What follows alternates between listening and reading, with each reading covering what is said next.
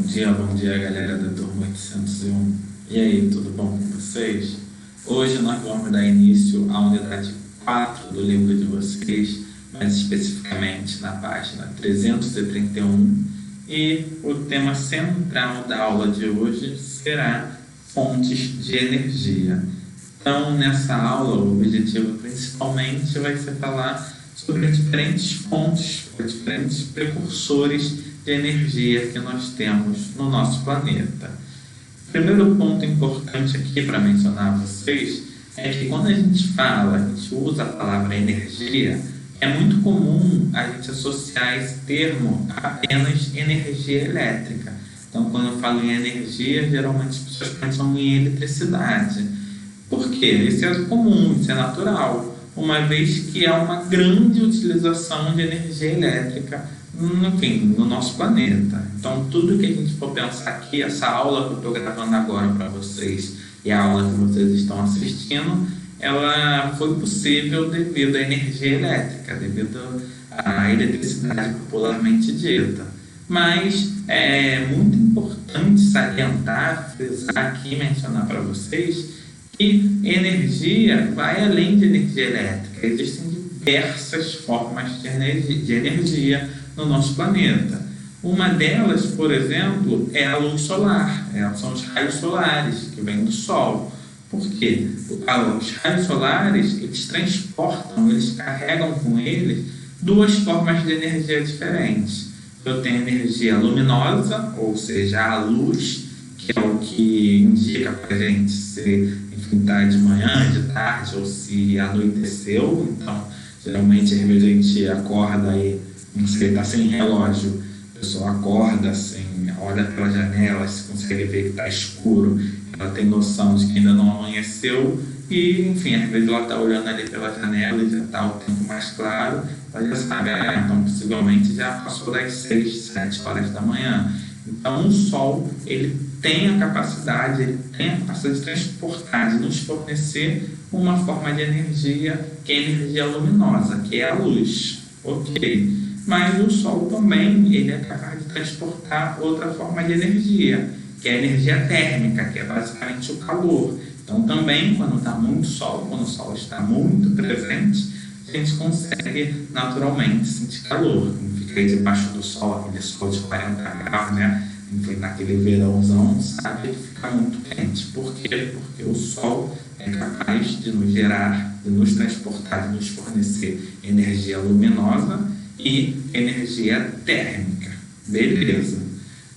Os movimentos das marés, o movimento do vento, também é uma forma de energia, tida como energia cinética. A energia cinética geralmente está associado a movimento. Então, o movimento das marés, pensa nas ondas, ou o movimento mesmo que o vento faz, né, carregando as folhas, estão associados à energia cinética. Temos também energia química, que é presente nas pilhas, que já foi mencionado nas aulas anteriores, mas também os alimentos nos fornecem energia química. A energia nuclear, que está associada à estrutura atômica, que vai ser tema também da aula, e a energia sonora proveniente do som. Então, esses são exemplos de energia, lembrando que ainda há outros exemplos aí no nosso dia a dia. Então, aqui, só para exemplificar bem, nós temos as diferentes formas de energia, exemplos de formas de energia que podem estar presentes no nosso planeta. Então, eu tenho aqui a energia dos raios solares, nos dando luz e calor, né, através do Sol. Então, bom dia, né, o Sol já nasceu lá na fazendinha. Aqui o Sol transportando essa luz e o calor. A energia cinética, então, do movimento proveniente dos ventos, aqui um vento muito forte, onde ele dá para ver aqui os galhos das árvores, das palmeiras, né, sendo empurrados por ele. O som, a energia do som também é muito comum da gente ver, enfim, geralmente quando o som está muito alto, muito forte, há aquela vibração perto do som, às vezes a janela chega a tremer. Então, é uma energia provocada pelo som. Novamente, energia cinética, aqui no caso das marés, formando aqui ondas também fortíssimas. energia química, no exemplo das pilhas e no alimento. Então, a gente se alimenta para quê? Qual é o objetivo da gente se alimentar? Porque a gente está com fome, obviamente, porque é gostoso, obviamente, mas o alimento, eles nos fornece energia. A gente precisa de alimento para ter energia. Então, o alimento, ele dá a energia química. Ele é uma fonte de energia química que nós temos no nosso dia a dia. E aqui agora, na página 332 do livro de vocês, tem um quadro que compara algumas formas de energia e como é que nós podemos aplicar essa energia no dia a dia. Então, nós temos fontes de energia que vem da água. Então, é o tipo de energia de hidrelétricas, das usinas hidrelétricas. Então, eles utilizam a força da água que está represada, que está presa em um lugar, para poder gerar eletricidade. Eu tenho energia, fonte de energia, resíduos, lixo, por assim dizer. Então, é o exemplo da energia termoelétrica. Então, o calor da queima desses restos de materiais, ele vai gerar um vapor, que vai mover turbinas e que vai gerar eletricidade. Outra fonte que nós temos é o urânio, no caso, tipo de energia nuclear. Então, o urânio ele sofre um processo conhecido como fissão nuclear, e isso também gera uma quantidade de energia, vai mover turbinas e vai gerar eletricidade, energia elétrica. Outra fonte, o vento, no caso, o tipo de energia é a eólica. Então, o ar em movimento, essa energia cinética dos ventos, vai mover as pás dos geradores e esse gerador também vai gerar eletricidade. E, por fim, nós temos o sol, que é a energia luminosa, e aí são as placas de energia solar que nós vemos, às vezes até em algumas residências no dia a dia. E as diferentes formas de energia, elas podem ser convertidas de um tipo para o outro, através de processos específicos. Então, nós temos, por exemplo, uma lâmpada. A lâmpada ela é capaz de pegar energia elétrica e converter em luz. Um ventilador pega energia elétrica e transforma em energia de movimento. E também há processos contrários, ou seja, que geram a eletricidade. Os dois primeiros que eu falei pegam a eletricidade e convertem em alguma coisa, mas há processos também que pegam alguma coisa e convertem em eletricidade, como é o caso de um painel solar, das usinas eólicas. Então, são formas de se pegar algum material, como por exemplo o movimento dos ventos ou a luz solar, e transformar isso em energia. Aqui só para exemplificar para vocês, a energia elétrica ela pode ser transformada em energia térmica. Geralmente esse processo de transformação de energia elétrica em energia térmica envolve um efeito chamado efeito Joule, e esse efeito é basicamente quando uma corrente elétrica ela passa por um resistor. Então, lembrando que foi falado nas aulas anteriores para vocês, resistor é igual à resistência do chuveiro. A resistência do chuveiro, na verdade, é um exemplo de resistor. Ela pega energia elétrica, ele é um equipamento que pega energia elétrica e transforma essa energia elétrica em calor. Ela tem a capacidade de transformar energia elétrica em calor. E, geralmente, isso está associado a um efeito chamado efeito Joule. A lâmpada ela também é uma energia elétrica transformada em energia luminosa e também está associada ao efeito Joule. Por quê? Porque para a lâmpada gerar essa luz, ela tem um filamento, ela tem um resistor que pega essa eletricidade e gera calor. Só que esse calor que é gerado, ele também ele emana uma luz. Então, aí acaba gerando energia luminosa. Mas há a presença de efeito Joule também nessa conversão. Por quê? Porque teve a presença de um resistor. E o caso do ventilador, que pega energia elétrica e converte, transforma em uma energia de movimento. E, seguindo o caminho contrário, aqui novamente, são exemplos de eletricidade sendo convertida em outras formas de energia, mas eu posso pegar outras formas de energia e converter em energia elétrica. Posso pegar a energia dos ventos, a energia cinética, que é a velocidade, a força, o movimento dos ventos, e transformar em energia elétrica, ou eu posso pegar a energia luminosa, energia solar, e também converter em energia elétrica. E sabendo disso, cientistas do mundo inteiro, eles buscam melhorar e até criar processos para converter diferentes formas de energia em energia elétrica, de maneira a atender a demanda mundial que está cada vez mais crescente. Em outras palavras, os cientistas do mundo inteiro, eles estão estudando formas diferentes ou melhorar as formas existentes para se gerar energia.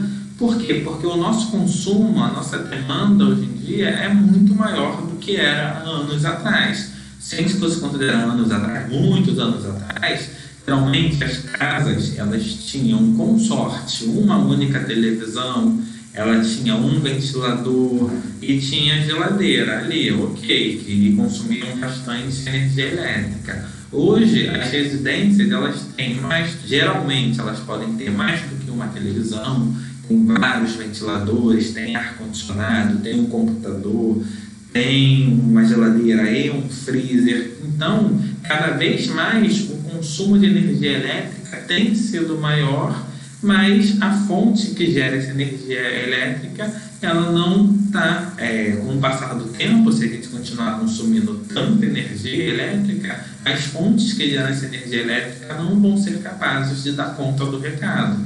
Então, os cientistas estão buscando novos meios ou melhorar os meios existentes para se gerar energia elétrica.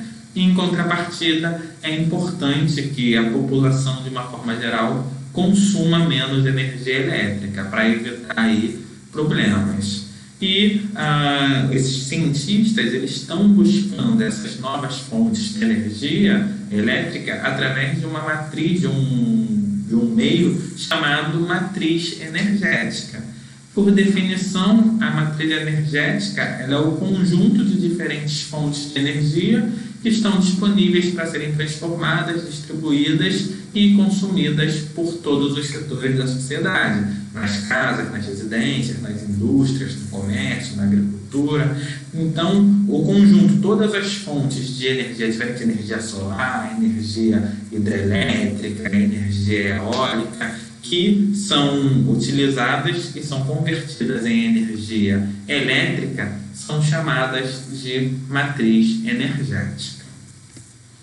Atualmente, a matriz energética mundial no mundo, de uma forma geral, é formada, na sua maior parte, a maior parte, são de fontes não renováveis de energia. Então, no mundo afora, utilizam, por exemplo, petróleo, carvão mineral, gás natural para gerar energia, e esses casos são chamados combustíveis fósseis. E no mundo, uma pequena parte que vem de fontes hidrelétricas, fontes nucleares. Então, aqui tem o gráfico mostrando que a maior parte da energia elétrica gerada no mundo, ela vem através da queima de petróleo e derivados do petróleo.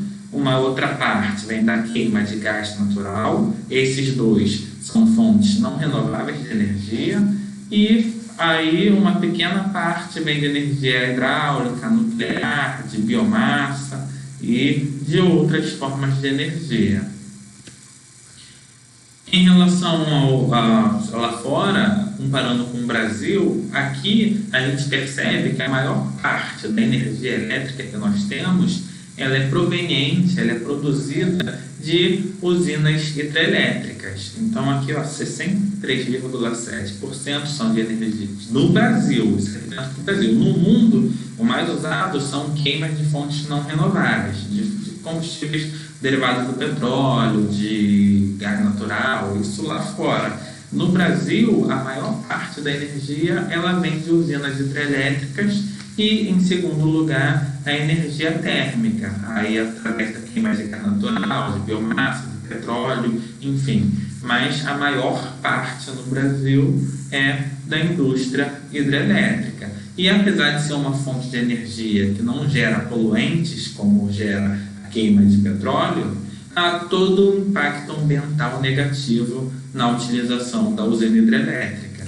Quais são os impactos negativos? Mudança no clima da região, porque você tem que pegar uma região, você tem que fazer a grosso modo, uma grande piscina, e nessa piscina ali você vai deixar uma grande quantidade de água. E isso, você tem a mudança do clima ali daquela região, vai ter que haver um desmatamento para poder gerar essa bacia nessa nova piscina da usina hidrelétrica.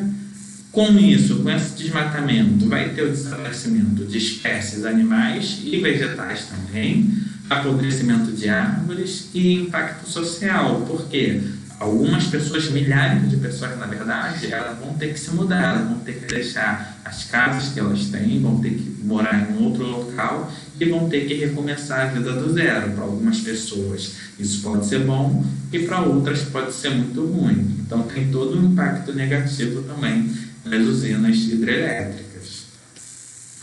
E as usinas, vamos falar agora das usinas produtoras de energia elétrica, enfim, tanto no Brasil quanto no mundo. Essas usinas, elas podem utilizar fontes renováveis ou não renováveis para a produção de energia. Eu tinha falado lá do petróleo, de não renováveis. E o que é uma fonte de energia renovável ou não renovável?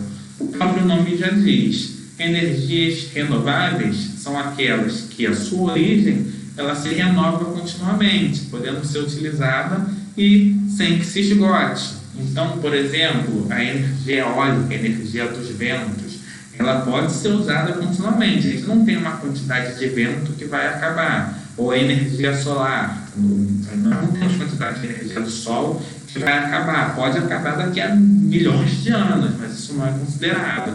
É algo mais imediato. Então, essas fontes elas são tidas como renováveis. Por quê? Porque elas se renovam continuamente, elas não se esgotam.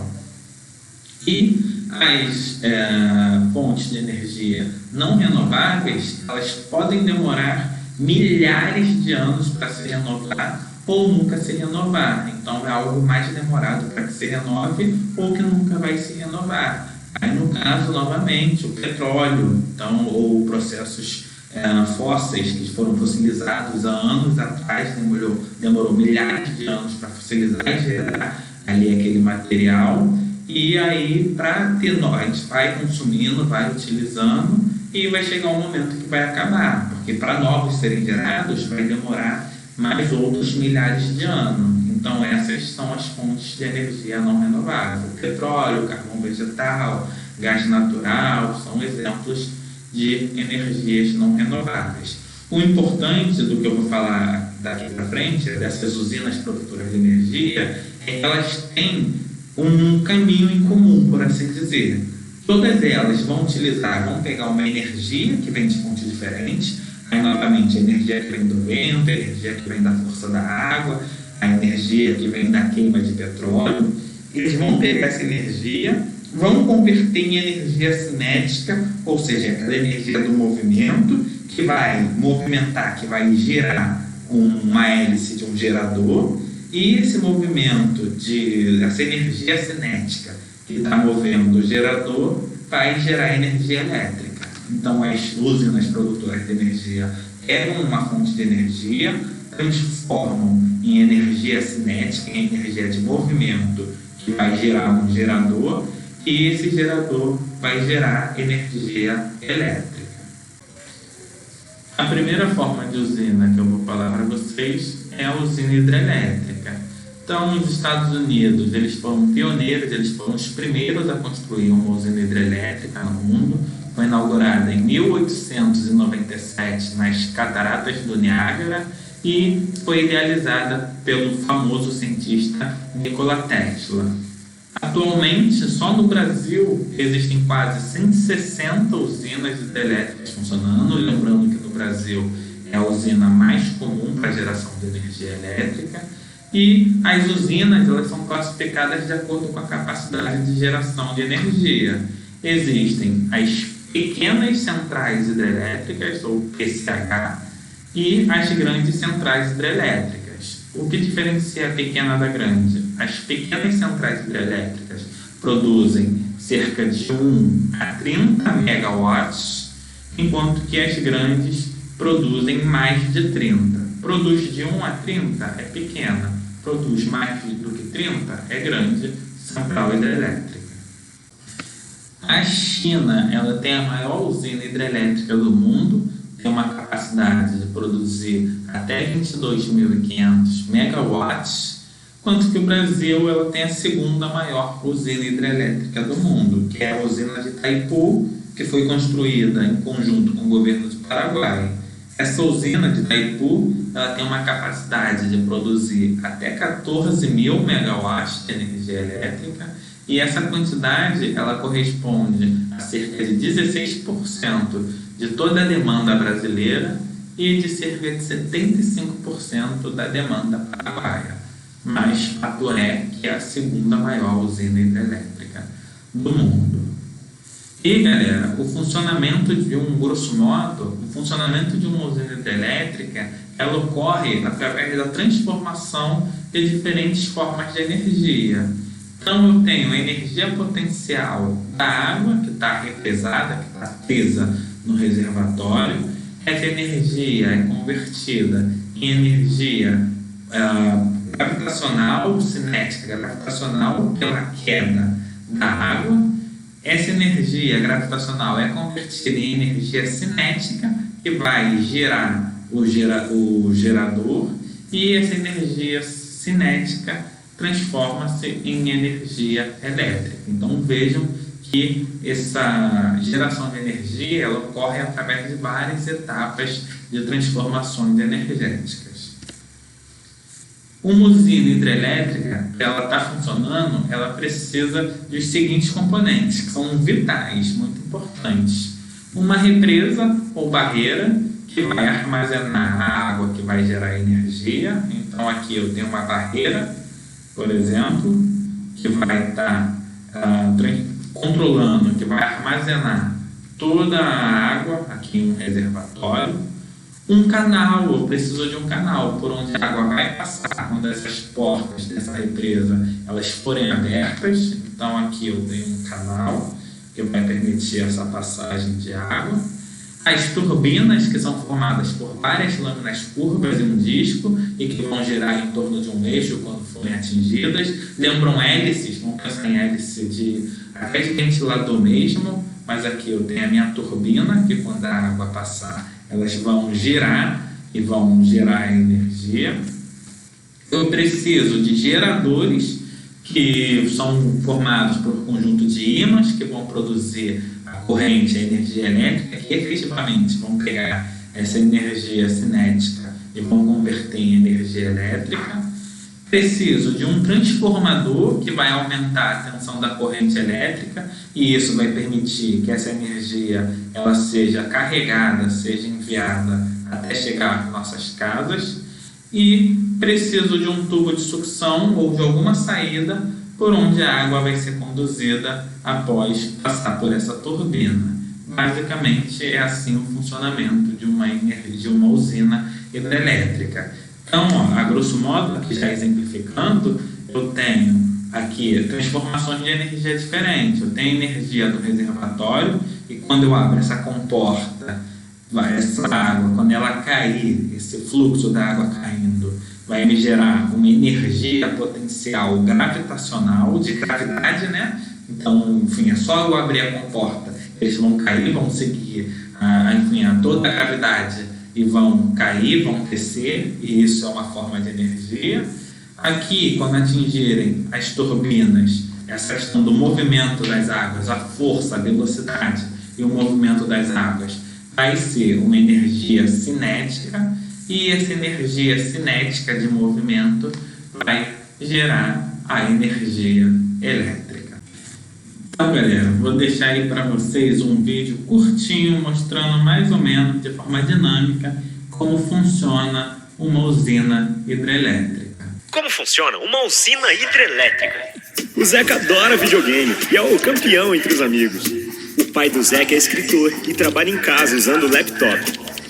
A mãe do Zeca fica preocupada e sempre prepara um cafezinho para ele. Agora, você tem ideia que o videogame do Zeca, o laptop do pai do Zeca e a cafeteira da mãe do Zeca têm em comum? A energia elétrica. De onde ela vem?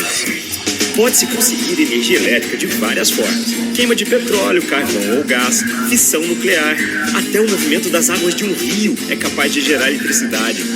É isso que faz uma usina hidrelétrica. A energia produzida em uma hidrelétrica é uma das mais limpas e seguras que existem. A emissão de poluentes é muito baixa, ao contrário do que acontece em usinas a óleo e carvão. Isso porque a matéria-prima utilizada para produzir energia é água, um combustível praticamente inesgotável. O processo não é assim tão difícil de entender. Olha só, depois de um estudo cuidadoso para não prejudicar o meio ambiente, a água do rio é represada por barragens. Elas controlam o nível da represa. Se chover muito, as comportas se abrem e dão vazão ao excesso de água. A água represada entra com grande pressão em um aqueduto e segue em direção às turbinas, que são as responsáveis pela geração de energia. A turbina é formada por pás. A água passa e gira essas pás que, presas em um eixo, acionam o gerador da usina, transformando energia mecânica em energia elétrica. O transformador aumenta a tensão da energia, permitindo que ela viaje pelos fios e chegue até as casas, prédios, escolas, lojas e até o videogame do Zeca, o laptop e a cafeteira dos pais dele. Mas você deve estar se perguntando, o que aconteceu com toda aquela água que moveu as pás das turbinas? A resposta é nada. 100% dela é devolvida ao rio com a mesma qualidade de antes e pode ser usada para consumo humano, processos industriais e até para abastecer outra usina hidrelétrica instalada mais à frente no curso do mesmo rio. O avô do Zeca, por exemplo, tem um sítio bem pertinho de uma usina hidrelétrica. E o Zeca nem imagina que a água que gera energia para o videogame funcionar é a mesma água que irriga a horta do avô dele. A Eletrobras está de olho em tudo isso e trabalha para impulsionar o desenvolvimento sustentável do Brasil, em harmonia com o meio ambiente, produzindo energia limpa para quem mais precisa. O Zeca, o pai do Zeca, a mãe do Zeca, o avô do Zeca e você. Então, galera, por hoje é só. Espero que vocês tenham entendido e gostado da aula de hoje. Qualquer dúvida, estou aqui à disposição. E aí, para exercitar um pouco, para poder aprimorar os conhecimentos, deixo para vocês exercícios, página 343, a página inteira do exercício 1 ao exercício 6, e na página 344, apenas o exercício 7. Na página 343, todos os exercícios, e da página 344, apenas o exercício 7. Ok, galera? Então, até daqui a pouco na nossa aula ao vivo. Tchau, tchau.